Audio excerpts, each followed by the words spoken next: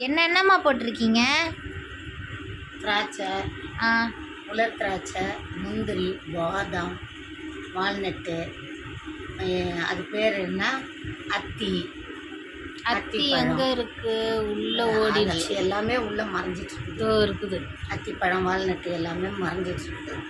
அப்புறம் பனானா, சர்க்கரை. இப்போ பாலை ஊற்றி ஏன்னா தண்ணியை ஊற்றி கரைக்கிறத விட பாலும் நல்லது. இப்போ பாலை ஊற்றிட்டோமா? ஊற்றிட்டோம். அரைச்சி எடுக்க வேண்டியது தான். பாலே சூடாக இருக்கு. அரைங்க அரைங்க.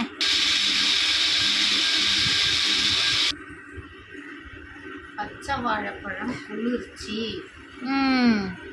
அதனால் பச்சை வாழைப்பழத்தை போட்டு அரைச்சாச்சு. இன்னுமா பால்